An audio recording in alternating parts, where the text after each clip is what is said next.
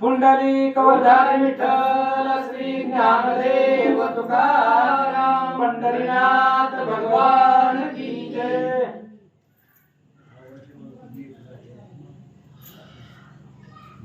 गताध्यायी अन्न अश्व घेऊन वीर आले अयोध्या लागून रामाथी एक वर्तमान सुमती प्रधान कथियेले। कथेचं अनुसंधान ग्रंथकर्ते दत्तदास या ठिकाणी सांगतायत।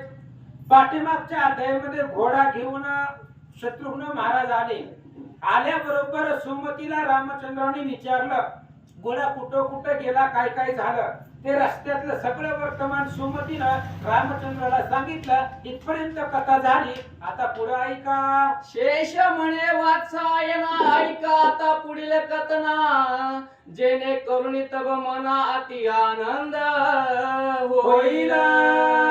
शेष महाराज सांगू लागले वात्सायन ब्राह्मणाला, म्हणले महाराज पुढची कथा ऐका, जी कथा ऐकल्यानंतर तुमच्या मनाला आनंद होईल अशा प्रकारची परम पवित्र कथा आता ऐका। वाल्मिकाश्रमी दोन किशोर पराक्रमी धुरंधर, हे ऐकून रघुवीर विचार करी मानसी। आणि सुमतीनं सांगता सांगता सांगितलं की रामचंद्र वाल्मिक आश्रमामध्ये आल्यावर दोन मुलं होती आणि त्यांनी घोडा पकडला होता। रामचंद्राला आश्चर्य वाटलं आणि रामचंद्र त्यावर विचार करतात। आपुले पुत्र निशियेशी उपजले सीतेची कुशियेचे जाणून मानसी पुसिता झाला वाल्मिका।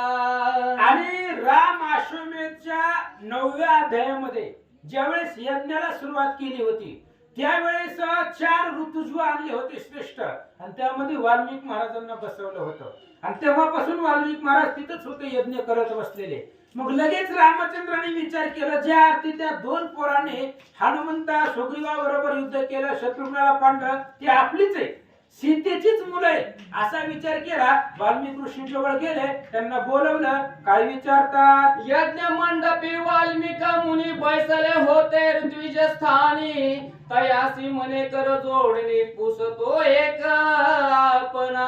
आणि यज्ञाच्या मुख्य स्थानी 4 ऋत्विज ब्राह्मण म्हणून वाल्मिक ऋषींची निवड होती।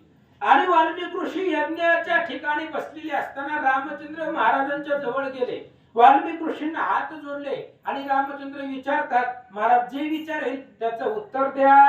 ऋषे तव आश्रमा माझारी रूपे असती माझे परी, ऐसे 2 बालक धनुर्धारी कोणाचे असती सांगे मज।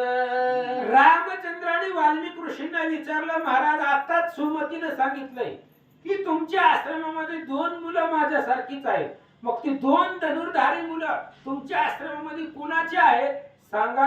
असो निसकळ युद्धी निपुण का राहिले आश्रमा लागून, शत्रुघ्नादी काशी मूर्छायमान केले लिले करू। आणि रामचंद्र सुमतीनं सांगितलं की ते 2 मुलं अतिशय बलवान आहेत, शस्त्र अस्त्रामध्ये पारंगत आहेत, विद्येमध्ये निपुण आहेत। मग एवढे क्षत्रिय वंशातली ती मुलं असताना तुमच्या आश्रमामध्ये का राहिले, ती मुलं कोण आहेत, कोणाची आहेत, त्यांचं मला कथा सांगा। ऐसे सुमती वद मदला मदसी म्हणून पुसतो आपण असे, तरी यथार्थ कथिता मानसी मज आनंद होईल। आणि रामचंद्र सुमतीनंच मला सांगितलं की त्या 2 पोरांनी शत्रुघ्नाला हरवलेला आहे, हनुमंत सुग्रीवाला ओढीत नेलेला आहे, पुष्कराला मूर्छित पाडलेला आहे, मग ती 2 मुलं कुणाचे आहेत? सुमतीच्या मुखातून मी ऐकलंय आणि म्हणून मला सांगा की कुणाची मुलं आहेत। ऐकून या राम वचन बोलती वाल्मिक तपोधन, हे रामा सकळा तरी आम्ही पूर्ण तुची भरला अससी। वाल्मिक ऋषींनी रामचंद्राचं बोलणं ऐकलं आणि रामाला वाल्मिक ऋषी म्हणतायत, रामा सर्वांतरी आम्ही तुम्ही आहे, सगळ्याच्या हृदयामध्ये तुम्ही आहात, त्यामुळे सगळ्याच्या मनातलं जगातलं सगळं तुम्हाला माहिती आहे असं महाराज बोलतात। सकळ जग कार्य वर्तत हे तू जाणसी रघुनाथ, परिमम मुखे करावे श्रुत ऐसी इच्छा झाली तुझी। रामचंद्र जगतामध्ये जे जे चालतंय ते सगळं तुम्हाला कळतंय, जाणे मुंगीचे ही मानस, मुंगीच्या मनात काय चाललंय हे तुम्ही ओळखता। मन. पण तुम्हाला जर माझ्याच मुखातून ऐकायचं असेल तर तुम्ही विचारलं म्हणून सांगतो. तरी कथितो आता तुझसी जे का असते आश्रमासी पराक्रमी तेजो राशी तुझ्याची पुत्र श्रीराम. रामा रामा तुम्ही विचारलंय म्हणून सांगतो. वाल्मिक माझ्या आश्रमामध्ये जी 2 मुलं आहेत ती 2 मुलं तुमचीच आहे. तुमची आणि सीता माऊलीची ही 2 मुलं आहेत असं वाल्मिक ऋषी सांगतात. अपराधन नसता जाणवणी सोडिले सीते लागून तेव्हा ती होऊन दिन किटवी परी आक्रंदली. रामा पाठीमागचं 8वं यज्ञ करायच्या आधी सीता 3 महिन्याची गर्भवती होती आणि तुम्ही तिला डोहाळे विचारले होते आणि डोहाळे तिने सांगितले की वनामध्ये जायचंय, ऋषी मुनींचं दर्शन घ्यायचंय. म्हणून तुम्ही डोहाळे पुरवण्याच्या इच्छेने जे तिला सोडून दिलं ती वनामध्ये सोडले. ती आक्रंदन करू लागली, किटवी पक्षासारखं वरडू लागली.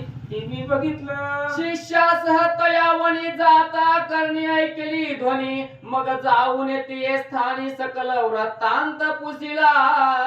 आणि रामचंद्र ती सीता तुमची त्या वनामध्ये दुःख करत होती, रडत होते आणि माझा शिष्य परिवार घेऊन मी त्या ठिकाणी आलेलो होतो आणि या स्त्रीला एकाएकी वनामध्ये रडताना मी पाहिलं. मी तिच्या जवळ गेलो आणि तिला सगळं माहिती विचारले. मग ते जनक रायाची दुहिता आणि असे तुझी कांता गर्भिणी असोनी रघुनाथ कैसे उपेक्षेत येते. रामचंद्र मी तिला विचारलं बाबा बाळा तू कोण आहे, कुठली आहे, का रडते. त्यावेळेस तिने सांगितलं माझ्या लक्षात आलं जनक राजाची मुलगी आहे आणि दशरथाची सून आहे आणि तुमची पत्नी आहे. गर्भिणी असताना तुम्ही सोडलं याचंही दुःख मला वाटलं. ती जशी प्रार्थनी ते अवसरी नेली आश्रमा माझारी पर्णकुटिका बांधून सुंदरी ठेविले ते सुख रूप. मग रामचंद्र मी त्या सिद्धीची प्रार्थना केली कारण तू आदिमाया जगदंबा भवानी कुलस्वामिनी अंबा अशी ती लक्ष्मी रूपी सीता आहे. मी तिची प्रार्थना केली, तिला आमच्या आश्रमामध्ये आणलं, तिला सेपरेट पर्सनल एक पर्णकुटी बांधून दिली आणि तिच्यामध्ये तिला ठेवलं. मग प्रसवली 2 कुमार मज कळता समाचार जात कर्मादि करुणी समग्र कुशवलव नामे ठेविले म्या. मग पुन्हा काही दिवसानंतर सीता प्रसूत झाली, तिला 2 मुलं झाली. मला कळल्याबरोबर मी त्यांचं जातक केलं, नामकरण केलं आणि एकाचं नाव लव आणि एकाचं नाव कुशम्या ठेवलं. शुक्ल पक्षीच्या चंद्रा समान बाळ वाढले दैदिप्यमान अष्टव ऋषी मौजी बंधन केले जाणतयाचे. आणि रामचंद्र 15 दिवसाला शुक्ल पक्ष कृष्ण पक्ष वाढतो त्या पद्धतीने बाळ लहानाची मोठी होऊ लागली. हळूहळू 8 वर्षाची ती लेकरं झाली आणि 8 वर्षानंतर त्यांची मौजी बंधन वगैरे सगळं केलं. यथा सांग वेद पडविले रहस्य धनुर्वेद उपदेशिले जालंधरी विद्या शिकले मज पासूनी ते बा. आणि रामचंद्र ती सीतेची मुलं तुमची मुलं 8 वर्षाची झाल्याबरोबर मी त्यांना वेद सांगितला आणि वेदाचं ज्ञान त्यांना कळवून दिलं. धनुर्विद्यामध्ये प्रवीण केलं, जालिंदरी विद्या शिकवली, सगळी शस्त्रास्त्र विद्यामध्ये मी त्यांना पारंगत केलं. सकल शस्त्रास्त्र प्रेरणा तैसे चित्तयाचे आवरण ऐसा सकल विद्या शिकवून हस्तमस्तकी ठेविला म्या. आणि रामचंद्र मग ते असणाऱ्या बाळांना शस्त्र अस्त्र विद्यामध्ये पारंगत केलं. शास्त्र आणि शस्त्र दोन्ही शिकवली, वेद सुद्धा त्यांना सांगितले आणि त्यांच्या मस्तकावरती कृपेचा हस्त ठेवला. मज झाले भूत भविष्य ज्ञान म्हणून रचिले जे रामायण तेही पडविले तया लागून मधुर स्वरी गावया. रामचंद्र मला नारदांची कृपा झाली आणि नारदांनी माझ्या डोक्यावरती कृपेचा हस्त ठेवला आणि नारदांना त्रिभुवनाचं ज्ञान आहे. तीच नारदांची कृपा झाल्यामुळं मी माझ्या बुद्धीनं जे रामायण लिहिलं ते रामायण मी त्यांना शिकवलं आणि त्यांनी गायन करून एकदा वरून महाराजाला दाखवलं. मग कुंजादी वनी जाऊन करीती सुस्वर गायन तेने तटस्थ होती हरिने देव किन्नर तैसेची. मग रामाती मुलं वनामध्ये जात होती, वनामध्ये हरणी आहेत, हत्ती आहेत आणि या त्यांच्या पुढेही रामायणाची कथा गात होते. ते हरिण हाती दलित होत होते. स्वर्गामधली देवलोक सुद्धा आनंदित होऊ लागले. षडज मध्यम निषाद गांधार ऋषभ दैवत पंचम स्वर तैसेची 3 ग्राम साचार आणि 21 मूर्छना. मग गायनाचे संगीत विशारदामध्ये प्रकार आहे. षडज आहे, मध्यम आहे, निषाद आहे, गांधार आहे, ऋषभ आहे, दैवत आहे, पंचम आहे.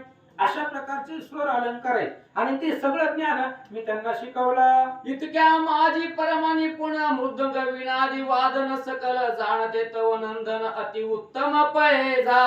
एवढंच नाही, रामा त्यांना गायन शिकवलं, त्यांना रामायण शिकवलं, वेद शिकवलं, शस्त्रास्त्र शिकवलं, मृदंग शिकवलं, वीणा शिकवलं. सगळंच कला तुमच्या मुलांना शिकवल्या.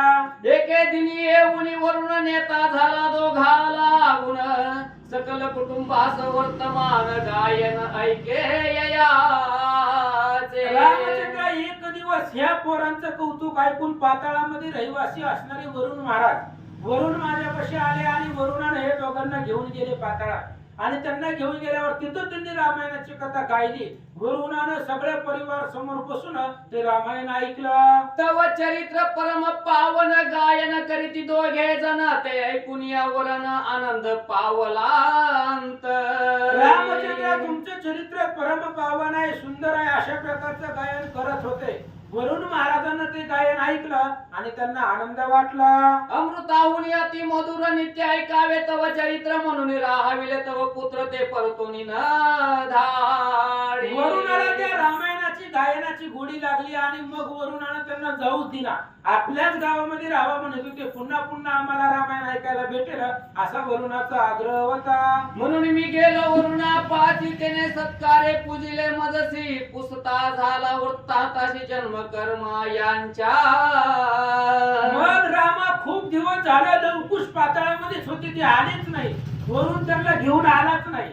मग लय दिवस झाले लेकरं आपल्यापाशी नाहीत म्हणून मी पाताळामध्ये गेलो वरुणापाशी आणि वरुणानं मला विचारलं, महाराज ही मुलं कुणाची आहेत? तया शिकतिले वर्तमान हे सीता पुत्र म्हणून वरुण करिता झाला पूजन यथा विधी बालकांचे. वरुणाने विचारलं मला ही मुलं कोणाची आहेत? मी सांगितलं जनकाची मुलगी सीता आणि सीतेची ही मुलं आहे. असं ऐकल्याबरोबर वरुणानं त्या दोघांची पूजा केली. अमूल्य रत्ने देऊन तयासी मग प्रश्न केला मदसी की सीता पतिव्रता मनासी का त्यागिली श्रीरामे. आणि वरुणानं मला विचारले, म्हणले सीता सत्य आहे, पतिव्रता आहे. मग एवढी सती पतिव्रता असताना रामचंद्राने गर्भवती असताना सीतेला का सोडून दिलं? महाराज सांगा. कुलशील वय रूपयुक्त प्रसवली वीर पुत्रा प्रत तिच्या त्याग करणे उचित नसे सत्य रघुनाथा. वरुणाने मला सांगितलं, रामा मी ऐकलं वरुण महाराज म्हणत होते कुलशील आचरण सीतेचं सत्य आहे. कुळानही चांगल्या कुळातले आहे. शील म्हणजे आचरण, रूप, वय, सुंदर अशा प्रकारचं तिचं स्वरूप आहे आणि अशी मुलं तिच्या पोटाला जन्मली. मग अशा सीतेचा त्याग रामानं करणं हे रामाला योग्य नव्हतं. सिद्धी रूप सीता नारी निंदिली अज्ञान पामरी म्हणून दूषण तिजवरी न आलेची सर्वथा. वरुणाने सांगितलं, म्हणले कोणीतरी एकाने निंदा केली. सिद्धी रूपी सीता आहे आणि त्या सीतेची गावातली एका जणानं निंदा केली, तिला नाव ठेवली म्हणून रामाने तिचा त्याग केला. हे रामाला योग्य नाही. तिचा महिमा जाणती सकळ ती सर्वदा असे निर्मळ तिच्या चरण चिंतेने तत्काळ सिद्धी प्राप्त होत असे. आणि ती सीता म्हणजे सिद्धी रूपी आहे, साक्षात लक्ष्मी आहे. आणि त्या सीतेचा महिमान सगळ्याला माहिती आहे. तिचं दर्शन जरी घेतलं तरी सिद्धी प्राप्त होते. एवढं सामर्थ्य त्या सीतेकडे असताना सुद्धा रामानं का त्याग केला? जियेचे संकल्प करून उत्पत्ती स्थिती लय जाण स्वर्ग मोक्षादी पदा लागून प्राणी पावती कृपेजीच्या.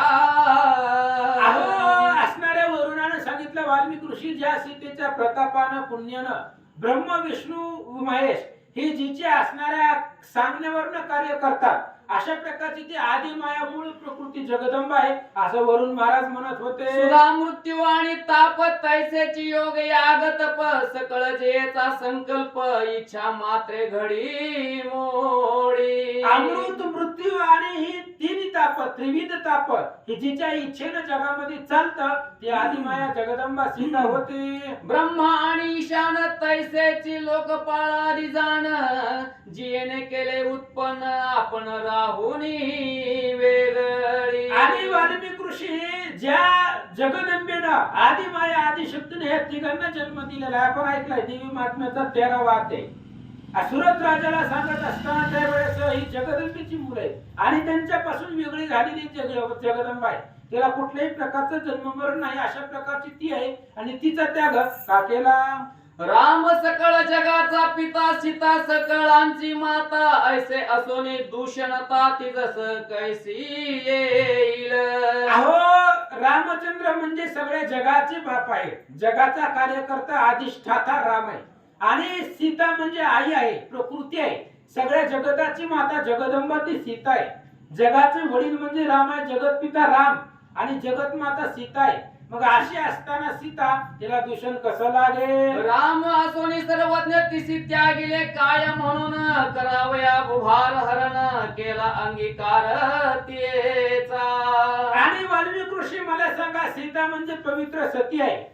त्या सीते बरोबर रामचंद्राने लग्नच याच्यासाठी केलं होतं की जमिनीचा भार घालवणं, यासाठी सीते बरोबर वर्ण करून घेतलं होतं असं सांगतात. आता न त्यागी तिजसी म्हणून सांगे रामासी, ऐसे वरून कतले मज सीते तुझ लागी निंदविले. निवेदिले रामा, आता मला तेव्हा सांगितलं होतं वरुणानं, आता तरी सीतेचा स्वीकार करा, तिला सोडून देऊ नका, तिला सांभाळा, तिचा स्वीकार करा असं मला वरुणानं सांगितलं. म्हणून रामा तुमच्यापाशी सांगतो. लवकुशाचे मुखे करुणा ऐकिले रामचरित्र, गायन वरुणे होऊने सुप्रसन्न स्तुती केली तयाची. आणि रामचंद्रा लवकुशांच्या मुखातून रामचंद्राच्या चरित्राचं गायन वरुणानं ऐकलं, म्हणून वरुणानं एवढी लवकुशाची स्तुती केली. वाल्मिक ऋषी सांगतात, आजवरी राम रूप एक, आता त्रय रूपी मानिती लोक, तव पुत्र हे निशंक अंगीकारी याते. वाल्मिक ऋषीने सांगितलं, रामा आजपर्यंत राम एकच होता, रामाचं रूप एकच होतं. आता त्या दोन मुलामध्येच रामाचं रूप आहे, त्यामुळे त्या दोन्ही मुलाचा स्वीकार करा, तुमचीच आहेत. वाल्मिक ऋषी सांगतात, जय तैव चरित्र कटिले, त्या सीते संकोच करणे पडले मजसी, वनी सोडले सीतेशी हे न जाणविले तया ते. आणि रामचंद्र ज्या वेळेस मी लवकुशाला रामायण सांगत होतो, रामायणाची कथा सांगत होतो, त्यावेळेस त्यांना सगळं शिकवलं, सांगितलं, पण रामाने सीतेचा त्याग केलेला आहे किंवा तिला सोडून दिलेला आहे, ही चरित्र ही भाग मी लवकुशांना सांगितलाच नाही. रामा तू सकळ जाणता मी, काय वधू तुझा आता, सीता त्याग विरहित कथा, सध्या साध्यंत गोड तसे तुझी. रामचंद्र तुम्हाला सगळं माहिती आहे, रामायण गोडच आहे, मूळ गोड आहे. फक्त रामायणातला एक जर भाग बाजूला काढला, सीतेचा त्याग ही तुम्ही केलेला विषय जर रामायणातला थोडासा बाजूला काढला, तर गुळासारखं गोड रामायण आहे असं वाल्मिक ऋषी सांगतात. त्रैलोक्यनाथ अससी परिग्रहस्थाश्रमी वर्तसी, विद्याशील रूप गुणेशी युक्त सती तव पुत्र. रामचंद्र तुम्ही त्रैलोक्याचे राजा आहे, त्रैलोक्याचे स्वामी आहेत. गृहस्थ आश्रमामध्ये स्वीकार करत असताना गृहस्थ आश्रमामध्ये तुम्ही राहिलात, त्यामुळे लवकुश तुमचीच मुलं सगळं शस्त्रास्त्रात पारंगत आहेत. ते मात्र सेवेत तत्पर, तिज विरहित न राहती दूर, तरी सीते सहित उभय कुमर आणि झळकळी स्वगृही. वाल्मिकांनी सांगितलं, रामाची दोन तुमचीच मुलं आहेत, सीतेपासून लांब जाणार नाहीत, कारण त्या मुलांना आईची गरज आहे. त्यामुळे आता तुम्हीच सीतेला तुमच्या घरामध्ये आणा आणि सीता आणि मुलांसहित अयोध्येचं राज्य करा. तव कुमरी वीर पाडिले, ते सीतेने उठविले, म्हणून विजय होऊन आले ना, तरी यज्ञ कासया. अहो रामा, ज्या वेळेस लवकुशानं तुमचं सैन्य मारलं, त्यावेळेस सीतेनं त्यांना उठवलंय आणि सीतेनं उठवलं म्हणून घोडा आला. जर सीतेनं नसतं उठवलं, ती तिथंच मरून पडली असते, तुम्हाला सांगायला तरी कोण आला असतं. म्हणून रामा लक्षात घ्या, जेव्हा जेव्हा तुम्हाला विजय मिळालाय त्याच्या पाठीमागं कारण सीता आहे. कारण सीता जाळी श्रीराम मारी, ऐसेनी राक्षसांची भोरी, क्षणे होईल लंकी माझारी, सांगे वानरी हनुमंत. हनुमान लंकेतून बघून आला होता, त्यावेळेस वानरांना सांगितलं होतं, सीता जाळते आणि राम मारतय. राम फक्त मेलेल्यांना मारतय, राक्षसांची निम्मी ताकद सीतेने संपवली, म्हणून तुम्हाला तिथं बी विजय मिळाला. आणि तुमचा यज्ञ सुखरूप माघारी आला त्याचं कारण म्हणजे सीता आहे, ती आदिशक्ती आहे, तिला घरात आणा. ऐसे ऐकोनी वाल्मिकी कवच वचन राम म्हणे आज्ञा प्रमाण मग ऋषी लागी नमन करून लक्ष्मणासी बोलत लगेच रामचंद्राने वाल्मिक ऋषींनी सांगितले बरोबर रामाने हात जोडलं. महाराज तुम्ही जसं म्हणताल तसं. लगेच लक्ष्मणाला सांगितलं, लक्ष्मणजी सोडवा, तुम्हीच गेलता हो, घेऊन मी यायला तुम्हीच जावा. हे लक्ष्मणा तू आज जाऊन सीतेसी पुत्रास वर्तमान रथा माझी बैसवून आणि आता सत्वरी. रामचंद्राने लक्ष्मणाला सांगितलं, लक्ष्मणा सीतेचा त्याग करायला, सीतेला वनात सोडवायला तुम्ही गेलता. आता त्याच सीतेला जिथं सोडलंय तिथून तुम्ही घेऊन या. पण आता सीतेला 2 मुलं आहेत आणि त्या 2 मुलांसहित रथामध्ये घालून त्यांना अयोध्येत वाचित गाजवीत आणा. ती नाही म्हणेल जरी तरी ऋषी ज्ञाश्रुत करी समजावून झड करी आणि पुत्रासहित आणि लक्ष्मणा जर सीता यायला तयार झाली नाही, सीता जर यायला अयोध्येला येण्यासाठी जर तयार नसेल तर वाल्मिक ऋषीची आज्ञा आहे असं सांग, तिची समजूत काढ आणि तिला घेऊन या. ऐकून या राम वचन वदेत लक्ष्मण तुमची आज्ञा मज प्रमाण म्हणून जातो आणावया. रामचंद्राचं बोलणं ऐकलं, लक्ष्मणाने हात जोडला, रामा जशी तुमची इच्छा असेल, तुम्ही सोड म्हणला सोडलं, तुम्ही आण म्हणता आणायला जातो. पर येईल जरी सीता तरीच जाऊन सफळता म्याची सोडेली वनित तोता आता न येईल मज संगे. आणि रामा ज्या वेळेस आता मी सीतेला आणायला जाईल पण सीता माझ्या बरोबर येणार नाही, कारण सीतेला वनात सोडवायला मीच गेलतो, मीच सीतेला वनात सोडलंय, मग माझ्या बरोबर ती कशी येईल असं लक्ष्मणजी विचारतात. मज सांगे सीता न येता क्षमा सवीर गुणाता ऐसे वधुनी तत्वता निघाला लक्ष्मण सत्वरी. आणि लक्ष्मणजीने सांगितलं, रामचंद्रा मी सीतेला आणायचा पुरेपूर प्रयत्न करणार, पण जर सीता माझ्या सोबत आलीच नाही तर मला क्षमा करा, मी काय करणार आहे. सीतेच्या आज्ञेपुढे मला जाता येत नाही, मी माझ्या बुद्धीनं बोधीन समजूत काढीन, पण नाहीच आल्या तरी माझा बी नाईविलाज आहे, म्हणून क्षमा करा. संगे घेतला सुमंत्र प्रधान आणि वाल्मिकीचा शिष्य एक जण ऐसे त्रिवर्ग मिळवणार ती बैसून निघाले. लगेच लक्ष्मणाने रथ घेतला, सुमंत्री प्रधानाला सोबत घेतला, वाल्मिक ऋषींचा एक शिष्य, कारण आश्रम कुठे आहे ती शोधण्यासाठी एक शिष्य बरोबरीला घेतला. तिघी जण सीतेला आणायला निघाले. लक्ष्मण मार्गी विचार करीत की मी असे रामाज्ञाकित म्हणून मम वचना प्रत सीता मानिल की न कळे. लक्ष्मण रस्त्याने जात असताना विचार करतोय, सीतेला आपणच सोडलेला आहे, त्यामुळे आपण फक्त रामाच्या आज्ञेचं परिपालन आजपर्यंत करत आलो आणि पुढे बी आपल्याला तेच करायचंय. मग सीता आपल्या बरोबर येईल का नाही याचा विचार लक्ष्मणजी मनात करतात. ऐसे अनेक परी विचार करीत जात सुमित्रा कुमार तव आश्रमाशी रथ सत्वर येऊन या पोचला. अशा प्रकारचा विचार करत करत करत निघालेले होते. जात असताना आश्रमामध्ये वाल्मिक ऋषींच्या आश्रमामध्ये रथ येऊन थांबला. नेत्री अश्रुधारा वाहती ऐसा उतरून रथा खालती पुढे चालला मंद गती सीते जवळी जावया. डोळ्यामधून पाणी वाहू लागलं. लक्ष्मण रथाच्या खाली उतरले. हळू हळू हळू पावले टाकत सीतेच्या पूर्ण कुटीकडे आश्रमाकडे निघाले. अंग थर थर कापत कंठ झाला असत गदित मुके बोलही न येत तव सीता दृष्टी देखी. लक्ष्मणाचं अंग थरथर कापत होतं, डोळ्यामधून पाणी वाहत होतं. खाली मान घालून लक्ष्मण निघाला. तेवढ्यात सीतेला लक्ष्मणानं पाहिला. हे आये भगवती शुद्धे पतिव्रते हे सती ऐसे बदत जाऊन पुढती नमस्कार केला साष्टांग. आणि लक्ष्मण गेले गेल्या तू असणारी सीता माय भगवती जगदंबाय तिच्या चरणावरती नमस्कार केला. ते पाहून ती एक क्षणी सीतेचा कंठ आला दाटुनी लक्ष्मणाशी उठूनी बोले वचन ते ऐका. लक्ष्मण गेल्याबरोबर सीतेनं पाहिलं. सीतेनं पाहिल्याबरोबर लक्ष्मण पायावर पडलेला होता. सीतेनं उठवलं आणि उठवून काय म्हणतात. मुनिजनाच्या अरण्य प्रतिकवण काज धरुणी चित्ती देवरा आजी आले ती मज निवेदा सुजान.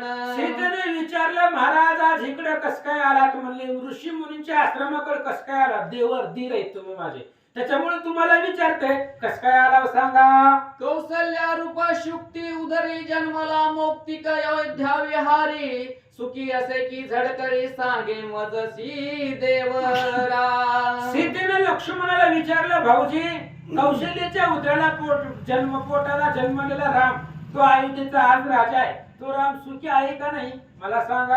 आता सकळ लोक कीर्ती गात असती की त्रिजगती अपकीर्ती धरुणी भीती मजला वनी सोडिले. भाऊजी आता रामाची कीर्ती अख्ख्या ब्रह्मांडामध्ये होत असेल, कारण ज्या वेळेस मला एका जणाने नाव ठेवली म्हणून रामाची अपकीर्ती व्हायली, म्हणून रामानं मला वनात सोडलं आणि मला आता वनात सोडल्यामुळे रामाची कीर्ती जगभर पसरत असेल. भाऊजी सांगा.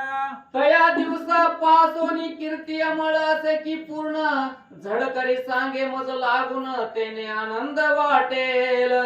भाऊजी मला सांगा, ज्या दिवशी मला रामानं वनामध्ये सोडलं त्या दिवशीपासून रामाची कीर्ती वाढत गेली असेल, ब्रह्मांडाभर त्यांची कीर्ती झाली असेल, झाली का नाही सांगा. जरी गेला माझा प्राण तरी कीर्ती यश राहो पूर्ण ऐसे मानिते अनुदिन यावर तुझे जे नसे की. भाऊजी मी माझ्या मनामध्ये एकच विचार करते, मी जगू किंवा मरू मला माझ्या जीवाची प्राणाची पर्वा नाही, पण माझ्या नवऱ्याची रामाची कीर्ती अखंडित राहावी याचाच विचार आजपर्यंत मी करत आले. या उपरी तरी मजसी हो सानिध्य पतीशी मज त्यागिले अरण्याशी परिमीन त्यागिले क्षण एक. अहो भाऊजी लक्ष्मणजी रामानं माझा त्याग केला, राम मला विसरून गेले असतील, पण एक क्षणभर सुद्धा मी रामाला विसरले नाही. रामाचं रोज भजन पूजन मनामध्ये चालू आहे आणि रामाची यश कीर्ती वाढावी यासाठीच माझे प्रयत्न सुरू होते.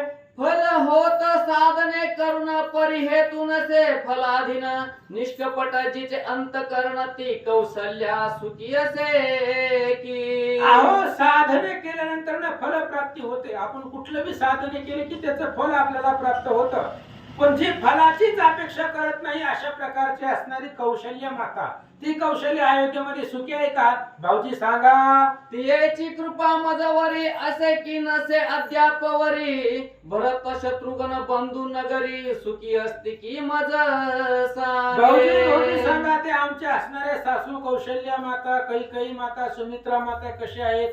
माझ्यावर जेवढे प्रेम आधी करत होते आताच माझ्यावरती तेवढा जिव्हाळा आहे का?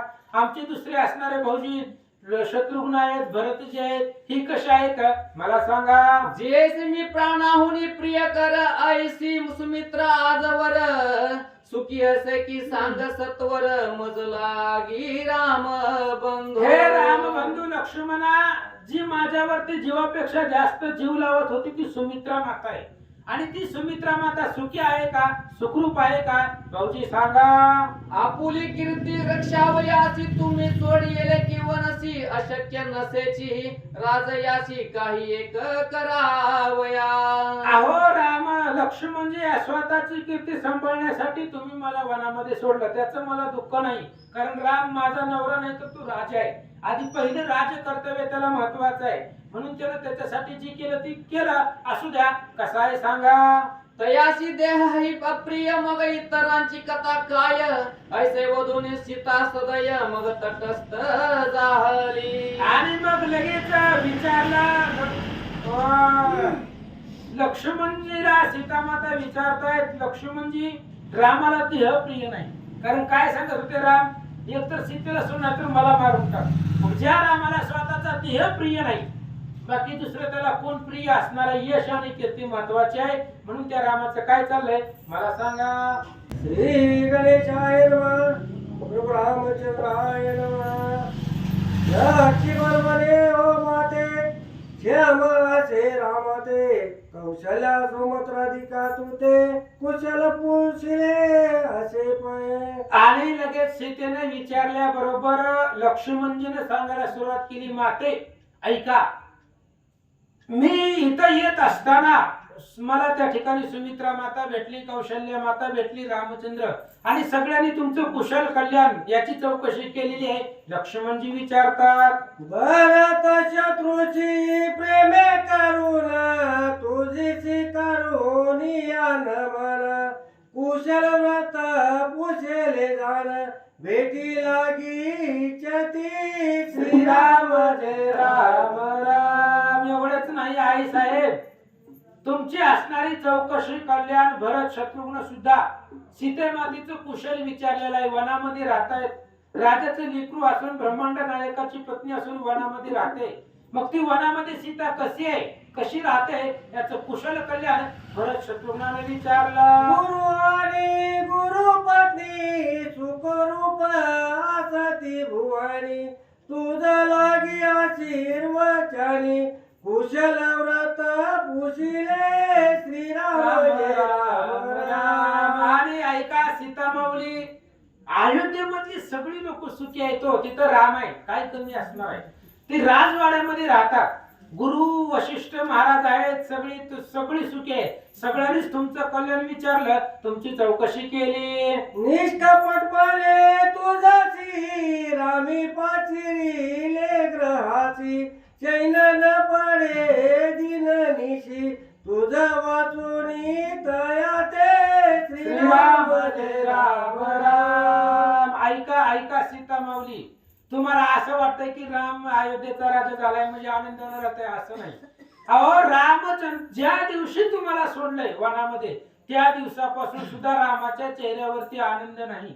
राम सुद्धा तुमचाच विचार करतोय आणि त्याच रामानं आज निष्कपटानं तुमच्याबद्दल रामाच्या मनात काहीच नाही म्हणून रामानं मला नेहिला, तुम्हाला नेहिला, मला पाठवलं. गाई दिशा शून्य बसत तव स्मरणे रुदन करीत हा. मनी सीता मज स्मरत असेल की आश्रमी श्रीराम जय राम राम. ऐका सीता माऊली, आई साहेब तुम्ही विचारलंय रामचंद्र माझी आठवण काढतात का नाही. अहो, रामचंद्र तर क्षणाक्षणाला तुमची आठवण करताय. त्या असणाऱ्या आश्रमामध्ये सीता वाल्मिक ऋषींच्या सगळ्या ऋषींच्या परिसरामध्ये त्यांच्या आश्रयामध्ये राहिले. मग सीतेला माझी आठवण येते का नाही असा विचार रामाच्या मनात आहे. तुझची निरोप सांगितला तो ऐके आता वहिला माने लोक ईश्वर मजला म्हणती सत्य असे श्रीराम जय राम राम. ऐका सीता माऊली, ज्या वेळेस मला रामानं पाठवलं वनामध्ये जा आणि सीतेला घेऊन ये, त्यावेळेस रामचंद्रानं माझ्यापाशी एक निरोप पाठवलेला आहे की तू जाऊन सीतेला सांग. तो निरोप सांगतो कोणता. बरी मी असे प्रारब्धी दिन त्या योगे सुख जगे झालं भोगले पडती मज लागून न चुकती कदापि श्रीराम जय राम राम. लक्ष्मणजी सीता माऊलीला बोलतायत, रामचंद्राने असं सांगितलंय, लोक मला ईश्वर म्हणतात, लोक मला देव म्हणतात, पण मी आता मानवाच्या जन्माला आहे. माझं शरीर म्हणजे प्रारब्धाच्या अधीन आहे. देहानुसार बुद्धी वय तेथे तुझं चाली काय. जसं असणारं प्रारब्ध आहे त्या प्रारब्धानुसार आपली बुद्धी चालत असते. त्याच्यामुळे माझं शरीर आता प्रारब्धाच्या अधीन आहे. सुख दुःख सुद्धा या शरीराला होत आहे असं रामचंद्राचं म्हणणं आहे. प्रारब्धेची धनुर्भंग केला प्रारब्धे कैकेयची भ्रश झाला तैशाची पिता मरण पावला हे माझे प्रारब्ध श्रीराम जय राम राम. ऐका सीता माऊली, रामचंद्राने सांगितलेलं आहे प्रारब्धानं धनुष्याचे तुकडे केली तिथं मला विजय माझ्या प्रारब्धानं मिळाला. अयोध्येला आल्याबरोबर कैकेयीची बुद्धी मिळून झाला ती प्रारब्धानं झाला. माझ्याच कैकेयीला दोष नाही. कैकेयीच्या बुद्धीमध्ये बदल झाला ती माझं प्रारब्ध वाईट होतं म्हणून कैकेयीला वाईट बुद्धी निर्माण झाली. पुन्हा आम्ही वनवासाला गेलो तेहीच माझं, ते सुद्धा माझंच प्रारब्ध आहे. पुन्हा राजा दशरथ मरण पावला तेही माझंच प्रारब्ध आहे. माझ्याच नशिबामध्ये दुःख होतं म्हणून राजा मेला. अरण्य माझी गमन झाले रावले तुझ चोरून नेले समुद्र तरणा लागी वहिले वानर काय घेतले श्रीराम जय राम राम. ऐका सीता माऊली, रामाने सांगितलंय अरण्यामध्ये आलो ती माझं प्रारब्ध आहे, दुसऱ्याला दोष नाही. कैकेयीनं मला पाठवलं नाही, माझ्या प्रारब्धानं मी वनवासाला आलो. पुन्हा समुद्रावरती पर्याय काय करायचा म्हणून समुद्रावरती सेतू बांधण्यासाठी वानरांना मी सोबतीला घेतलं. ते माझंच नशीब होतं, प्रारब्ध होतं. रामचंद्र बोलतात, कैसेची तयाचे साधे करून मारिले रावण कुंभकर्णा. तुझा लागी आलेली परतून मग झाली बंधू भेट. श्रीराम जय राम राम. तसंच त्या साधनेनं कोणत्या वानराच्या मदतीने लंकेला गेलो, तिथं रावण कुंभकर्णाला मारलं. तुला घेऊन पुन्हा माघारी आलो अयोध्येला, बंधू असणाऱ्या भरताची भेट घेतली. हे सगळं माझ्या प्रारब्धाने घडतंय. रामचंद्र बोलतात, मग झाला राज्याभिषेक आई प्रारब्धेची देख. तुझा लिलिता झाला रजक तेले वियोग झाला तुझा. श्रीराम जय राम राम. ऐका लक्ष्मणजी सांगतायत, सीता माऊली ऐका, रामाने सांगितलंय वनवासामधून आलो बरोबर अयोध्येचा राज्याभिषेक झाला. हे माझं प्रारब्ध चांगलं होतं म्हणून राज्य मिळालं, माझंच प्रारब्ध वाईट होतं म्हणून रजकाने माझ्या बायकोची निंदा केली सीतेची, आणि माझंच प्रारब्ध वाईट होतं म्हणून मला स्वतःला माझ्या बायकोला वनामध्ये सोडायला लावलं. हे माझं प्रारब्ध होतं. रामचंद्र बोलतात, ऐसे प्रारब्ध सकळ कारण जलवंती तया मागून. प्रारब्ध भोगिले वाचून सुटका नसे कवनाची. श्रीराम जय राम राम. रामचंद्राने सांगितलं, आईचे प्रारब्ध सकळा कारण. ही माझ्या एकट्यासाठी नाही, प्रत्येक माणूस जो मृत्यू लोकांमध्ये जन्मला येतो नशिबाच्या आधी नाही, नशिबाच्या मागच त्याला जावं लागतं. मी सुद्धा नशिबाच्या मागे चाललोय, माझ्या प्रारब्धाच्या मागे गेलो. मला माझ्या प्रारब्धामध्ये बदल करता आला असता, कारण मी देव आहे, पण नाही केला. मृत्यू लोकांमध्ये जन्मलोय, त्याच्यामुळं मला प्रारब्धाच्या मागे जावं लागलं. म्हणून प्रारब्ध जगामध्ये कोणाला सोडत नाही, आणि प्रारब्ध भोगल्याशिवाय ती सुटतच नाही. भोगतो न गडे संचिता वाचुनी, असं या ठिकाणी सांगतात. त्याची प्रारब्ध तुझची भोगावे लागले अरण्याची. पर्यार्थ शुद्ध मनेशी स्त्रिय केलासे तुझ्यावरी. श्रीराम जय राम राम. तेच प्रारब्ध सीतेला सुद्धा आहे. माझ्या प्रारब्धामध्ये जे घडलं ते झालं. रजकाने सीतेची निंदा केली, सीतेच्याही नशिबामध्ये माझा वियोग होता, आणि सीतेच्या नशिबामध्ये वियोग असल्यामुळे तिला वनाला जावं लागलं. जसं मी प्रारब्ध भोगलं तसं सीतेनं सुद्धा भोगलेलं आहे. लक्ष्मणजी सांगतायत, आई साहेब आता रामचंद्राने तुमच्यावरती स्नेह धरलेला आहे म्हणून तुम्हाला बोलवलं, अयोध्येला चला. शिष्टाच्या मार्गे वर्तती तैसेची कारणे आपण प्रते आपण वर्तत आले रीती. सकळ तैसेची वर्तती. श्रीराम जय राम राम. शिष्ट म्हणजे वयोवृद्ध लोक ज्या मार्गाने चालतात त्याच मार्गाने आपण चालावं लागतं. आता आम्ही राजे जरी असलो तरी वशिष्ठ महाराजांचं किंवा माझ्यापेक्षा श्रेष्ठ लोकांचं ऐकावं लागतं. आपण जर आपल्या मनाने चाललं तर लोक आपल्याला अन्यायी ठरवतील. रामचंद्र सांगतात, वर करीती आचरण तैसेची वर्तती इतर जन. कीर्ती कर्म वंश चाल शुद्ध मनाती गातील आता. ऐका सीता माऊली लक्ष्मणी सांगतायत, जसं थोर लोक वयोवृद्ध लोक पूर्वी आपल्या पूर्वजांनी जसं आचरण केलेलं आहे तसंच बाकीच्यांनी वर्तन करावं. कीर्ती कर्म वंश शुद्ध म्हणून जर आचरण करायचं असेल, जगायचं असेल, लोकांनी चांगलं म्हणायचं, मनावर जर वाटत असेल तर आपले वाड वडील ज्या मार्गाने गेले त्यांचं आचरण जसं आहे तसंच आपण ठेवावं. जलधरी मानसी शकच्या माकरी मजसी. ऐसे रघुनाथे तुझची निरूपले पैसत्य. ऐका सीता माऊली, रामचंद्राने एक निरोप तुमच्यासाठी दिलेला आहे. कोणता? आता रोशन धरी मानसी. आता रामचंद्राबद्दलचा राग मनामध्ये धरू नका. रामाने वनामध्ये सोडलं हे मनाला लागून घेऊ नका. म्हणून रामानेच मला तुम्हाला न्यायला पाठवलंय.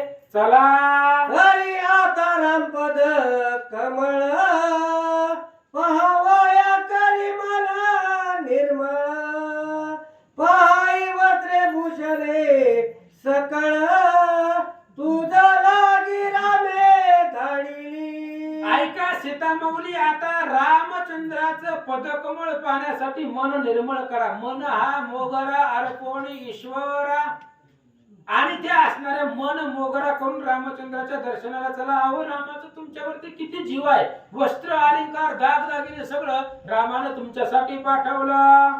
तैसाची दासी आणि रथ. रामे दाळी तुझ प्रत अश्वगज चमरा सहित क्षेत्रही तुझ पटविले. ऐका सीतामाऊली, त्याच पद्धतीने दास दासी रथ तुम्हाला न्यायला रथ पाठवलेला आहे. त्या रथावरती अनेक प्रकारचे अस्त्र वस्त्र अलंकार आहेत. हे तुमच्यासाठी रामानं पाठवलंय. म्हणून माझ्या बरोबर चला. हरी आता चाले झडकरी रोषाल जरी अंतरे नगरवासी येथील नागी तुझ लागी सामोऱ्या. ऐका सीतामाऊली, आता कुठल्याही प्रकारचा रोष दुःख मनामध्ये धरू नका. तुम्ही रथावरती बसा. अयोध्येच्या सीमेच्या आतमध्ये गेल्याबरोबर सगळ्या स्त्रिया तुमच्या स्वागताला तुम्हाला ओवाळायला येते. नोटबंदी जल वर्णित देवांगाला पुष्पवृष्टी करीत अशा प्रकारे मिरवत झाले ऐसे पयाता. ऐका सीतामाऊली, तुम्हाला एकट्याला काट्या कुट्याच्या वनामध्ये सोडलं होतं. पायात चपला बी नव्हता, पण ती विसरा. आता रथामध्ये बसून चला. फुलाच्या गादीवरनं तुमचं स्वागत होणार आहे. सगळे असणारे वाद्य, नाना प्रकारचे वाद्य वाजवण्यासाठी दास दासी सेवक सगळे तुमच्या स्वागताला अयोध्येमध्ये येतील. लक्ष्मणजी बोलतात. पुत्राची बसुनी हस्तीवरी पुढे चालवी आनंद अयोध्येची का स्वकीय नगरी चालावे तिज प्रदीप आता. ऐका सीतामाऊली, तुमच्या दोन मुलांना लव आणि कुशाला हत्तीवरती बसवा. मोठे मोठे दिग्गज आपण घेऊन येऊ. त्या हत्तीवरती त्या दोघांना बसवू. आणि अयोध्या ही तुमची स्वनगरी आहे. स्वतःचं गाव आहे ती. आणि त्या अयोध्येमध्ये तुम्ही अयोध्येची राणी म्हणून व्हायला चला. राम सीता ऐक्य होता सकल आनंद सर्वता वाट पाहती तुझी आता केव्हा येशील मनोनी. म्हणून सीतामाऊली, आता चला. राम आणि सीता ऐक्य झालं. गोडी साखर पाहता दोनामे एकची वस्तुता. ह्याला ऐक्य म्हणायचं. गोडी आणि साखर नाव दोन आहे, पण एकच आहे. त्याच्यामुळं चला. गोडी साखरेच्या ठाई तेवी एकमेकाच्या हृदयी. दोघं एकमेकाचं ऐक्य रूप होण्यासाठी जर झाले, अयोध्येवासी लोकांना आनंद होईल. म्हणून चला. मंगल गीते करुणा ऋषी पहिले उत्साह करतील जाना आता न करी चाल आनंदे झळकरी. म्हणून मंगल गीते वाद्य वाजवून ऋषी पत्न्या सगळ्या तुमचं स्वागत करतील, मोठा उत्साह करतील. म्हणून आता कुठल्याही प्रकारचा अनुमान किंवा नकार देऊ नका. लक्ष्मणजी बोलतात. ऐसे ऐकोनी या वचन सीता वदे लक्ष्मणा लागून मी कीर्तिकारक नव्हे जाण अपकीर्ती रुहसे पय. लक्ष्मणाचं बोलणं ऐकलं आणि सीतेनं बोलायला सुरुवात केली. भाऊजी, तुम्ही माझी एवढी विनंती करताय, मान्य करताय, पण मी रामचंद्राच्या कीर्तीसाठी नाही, मी फक्त अपकीर्तीसाठी आहे. रामचंद्र वनाला घेऊन गेले, रामाची बायको रावण मला घेऊन गेला, रामाच्या अपकीर्ती. आजराच्या कानाने केली रामाच्या अपकीर्ती. म्हणजे माझ्यामुळे रामाची निंदाच झालेली आहे प्रत्येक ठिकाणी. मी रामाच्या अपकीर्तीसाठीच माझ्यामुळे अपकीर्ती झालेली आहे. सीता बोलतात धर्म अर्थ काम शून्य ऐसा माझा उपयोग कवना. सांगे लक्ष्मणा मधला गुण सत्य किंवा मिथ्या ते. लक्ष्मणजी भाऊजी तुम्हाला मी मनापासून विचारते, सांगा मी रामाच्या सोबत असल्यापासून रामाचा धर्म अर्थ सगळं शून्य आहे. रामाची कीर्ती वाढली नाही कधी मी सोबतीला असताना. मी रामाबरोबर असताना रामाचं यश कधी वाढलं नाही. मी जेव्हा जेव्हा रामाच्या सोबतीला आले तेव्हा तेव्हा रामाची अपकीर्तीच झाली आहे. म्हणून खरं खोटं काय लक्ष्मणा सांगा. राजाची येता मनी बोलावारीला तया लागुणी म्हणून विश्वास नये मनी सत्याविषयी जाणपा. भाऊजी तुम्ही सांगता अयोध्येला चला रामाबरोबर राहा, पण ऐका राम राजा आहे आणि राजाचं मन प्रजेच्या मनावरती असते. आज रामाचं मन मला स्वीकारायला तयार झालं, उद्या जर कोणी माझी निंदा केली आणि जर रामाचं मन बदललं, पुन्हा जर रामानं मला वनात सोडलं, मग काय करायचं. त्याच्यामुळं रामचंद्राबद्दल सत्यावरती माझा विश्वास राहिला नाही. सीता माता बोलतात परोक्ष किंवा परोक्ष असला जरी पतीचा दोष तरी पतिव्रता मानी मानस त्याची लक्ष्मण उत्तम. ऐका लक्ष्मणजी, मी माझ्या नवऱ्याला रामाला दोष देत नाही. फक्त रामाकडे राजा या दृष्टीने मी पाहते. मला रामावरती विश्वास आहे. एक पत्नीचं व्रत म्हणून पतिव्रता म्हणून मी सांगते, माझ्या नवऱ्याचा अपराध कसाही असू दे, अपरोक्ष असो किंवा परोक्ष असो, मी रामचंद्राचा तिरस्कार करत नाही. पण राम राजा या दृष्टीने मी पाहते. आज राम राजा आहे, उद्या राजाबद्दल किंवा प्रजेबद्दल जर रामाचं मन बदललं आणि पुन्हा जर मला सोडण्याचा विचार रामाने केला तर लक्ष्मणा काय करू. लग्न काळी राम रूपा प्रत म्यादरिले हृदयात तेला जाय झालिया कल्पत सत्य झाला देवरा.